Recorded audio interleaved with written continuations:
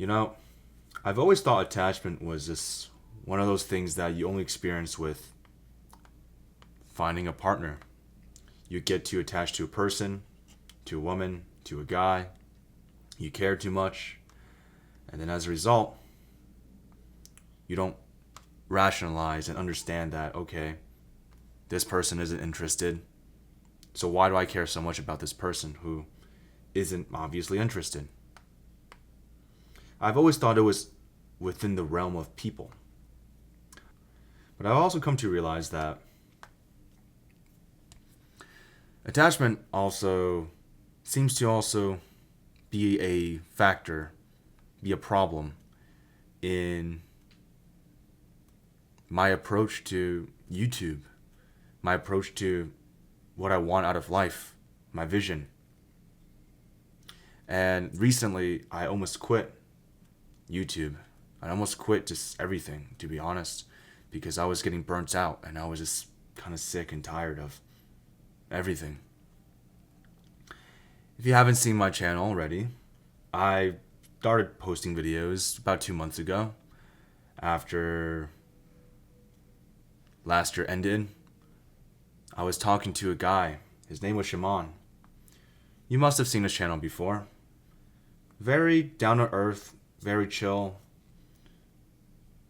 very likable guy. And honestly, I find this guy to be very wise. And I remember I had a call with him. I asked him that, hey, like I really wanted to do YouTube. How would you do it? Well, what advice would you give me? I sometimes feel like I'm not natural when I speak, and I feel that I can do more. And he told me that first I just needed to post 21 videos, and then we can talk about it. And fast forward to now, just yesterday, I've officially posted 21 videos. 21 videos of me talking about problems in my life and how I can go about solving it. I talked about relationships, talked about heartbreak, talked about my take on how to make life more interesting, more playful. Stuff like that. Your basic self-improvement shenanigan. And I went back to Shimon. And I told him, hey, I got these 21 videos now. And the thing with these videos is I knew I had to consistently improve, and I was going to start off small. No subscribers. I just have to build up from there. Like, I understand that. So I put my head down. I made sure to post 2 to 3 times every week. But the more I post, especially these past 2 weeks, I posted. And I noticed that I got very upset. Like I cared a lot. And I started reflecting on how I started being a lot more conscious about the metrics, the views and subscribers, like audience retention, all that type of stuff. So that was driving me a little upset, on top of college uncertainty, on top of uncertainty with just life in general. So then, with all in mind, I asked Shimon, hey, I posted the 21 videos. Can I get some advice? And I kid you not, this felt like it was straight from like a movie where there's like a sensei and he just tells you, like, he doesn't give you a direct answer, and then he just gives you a very ambiguous answer, as if that I have to go figure it out myself. And Shimon, you told me that, well, the 21 videos wasn't a way for me to, I guess, get more advice from him, but it was a way for me to understand what worked for me. And in reality, he said that even with those 21 videos, that my channel was still in a very immature state. It hasn't grown and blossomed yet. Because, simply put, I haven't given enough time. I talked to Shimon, and I was a little just annoyed that there wasn't a direct advice I could apply and use and do. And he started telling me how when he did the channel, it took him almost a decade to work on his stuff, work on his videos. Yeah, his channel looked like it blew up in a year, but he had channels before that, and he worked on it for a way longer than it looks. And what kept him going was doing it day by day. To work on it day by day, sometimes he will feel like crap, sometimes he will feel he needs to just go through it, but he just works on it day by day. And he just treats it as if it's a journal. He talks about his problems in a way that it's shareable to other people. So it's a way to hold himself accountable to the things that he's learned and applied in his life. And that it doesn't really matter how much metrics he gets. It's that if it resonates with other people, it resonates. If not, then it doesn't.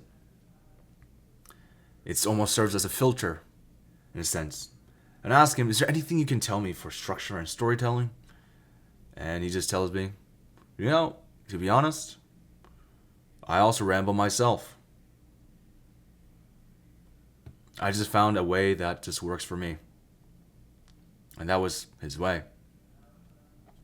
And discontent with that answer, I didn't really know how to respond. I was just very just silent. I was just silent. And then we started asking the whys. The why I did this stuff. The why I did YouTube. So he asked me, so, what are you thinking? Why are you doing YouTube?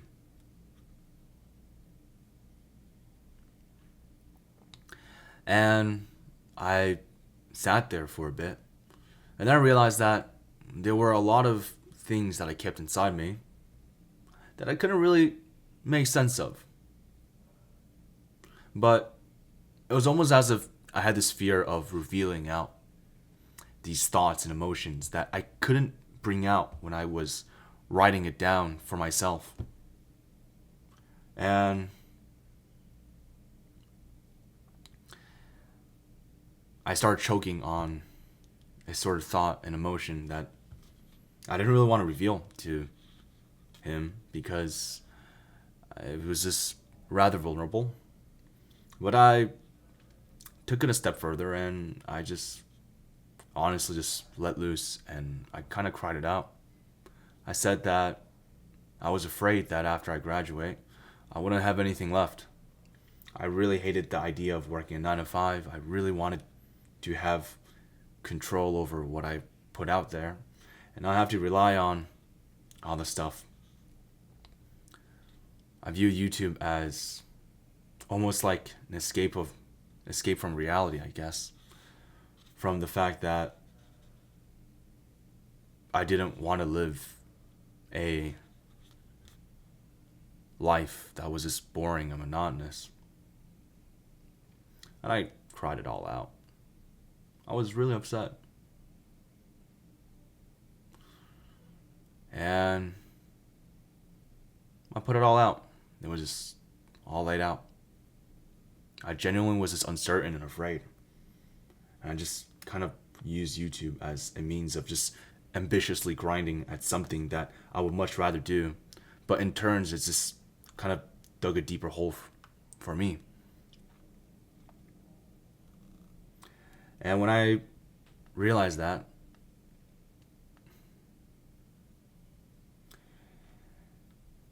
it kind of became a lot more clear to me that I've been doing YouTube this entire time incorrectly, all with the mind of extrinsic motivation, that I was going to use this and lean into this as my full career without even considering the fact that I have I have life circumstances that I haven't really dealt with, and that, well, that I shouldn't treat YouTube as my whole thing, but rather a hobby and a means of reflecting on my process. As Shaman puts it, he just learned to love the process. It's quite literally just that.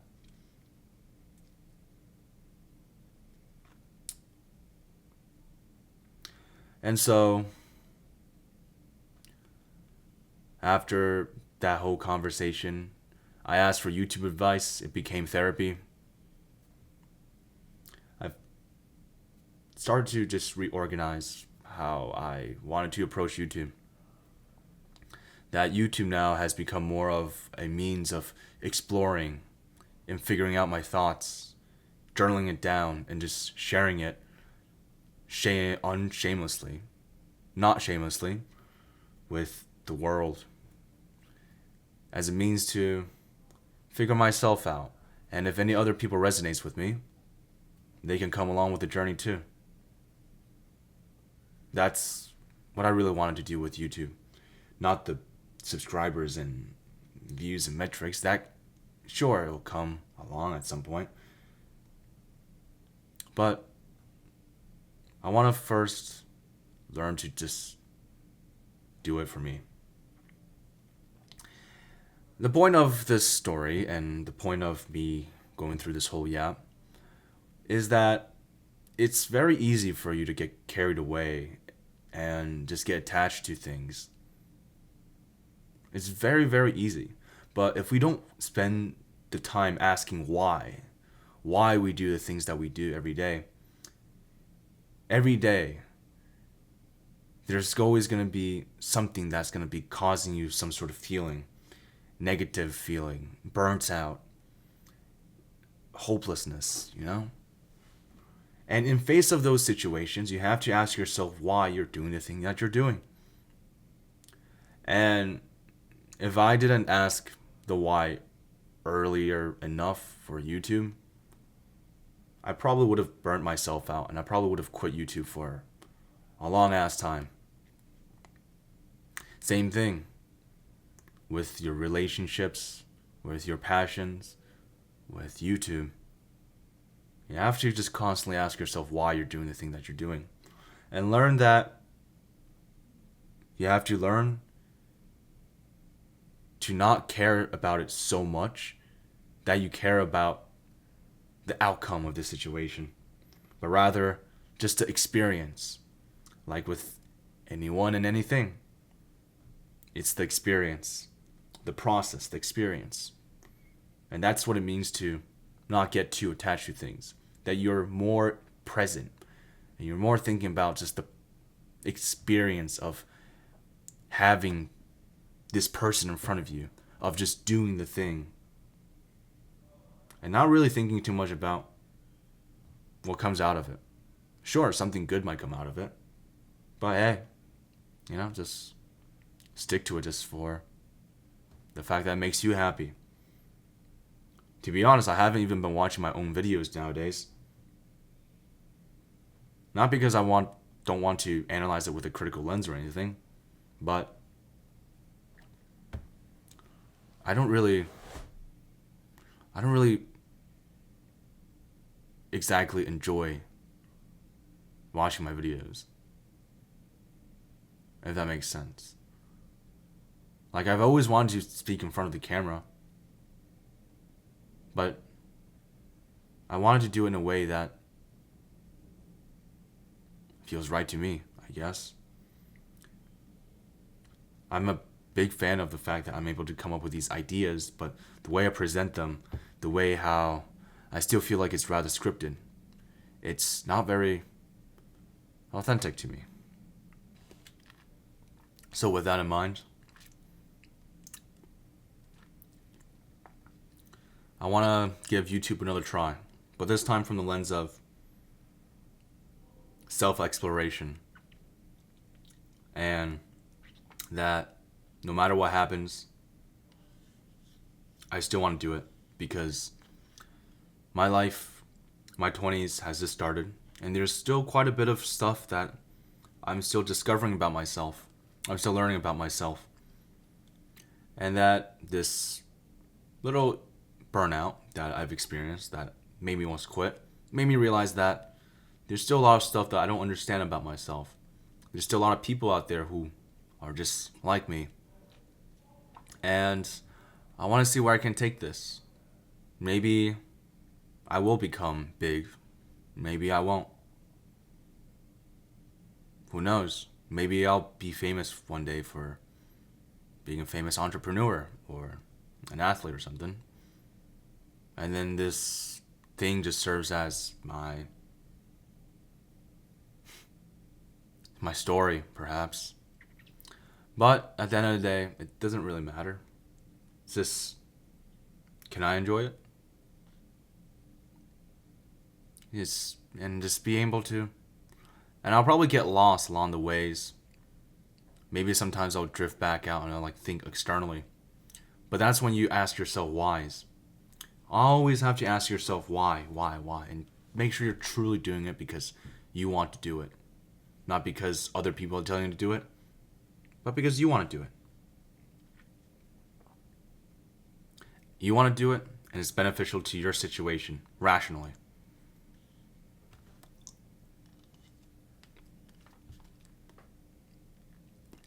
So yeah, that's my situation now. It's not to say that you can't get a little attached, but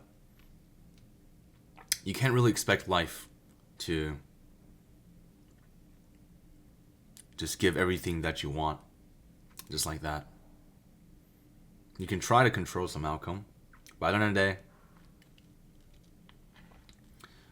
just let nature flow. Nature will take its course. Everything will figure itself out. All you have to do is just show up. Like I said, take yourself personally. Show up. Don't take anything else personally. Your life, people, well, not your life. And just don't take anything else personally. People, situations, events, things. Because you can't expect anything out of them. But you can expect something out of you. To hold yourself accountable. To ask yourself those whys. And just learn to do things just for you. So yeah, I ramble a little bit. Honestly, I don't really know how to structure this. If there was a better way to tell this story, I'd love to, but I don't really feel like editing. Or do anything crazy. Just some clips of me just eating yogurt. And I had to just cut that out because I look a little weird eating. You know?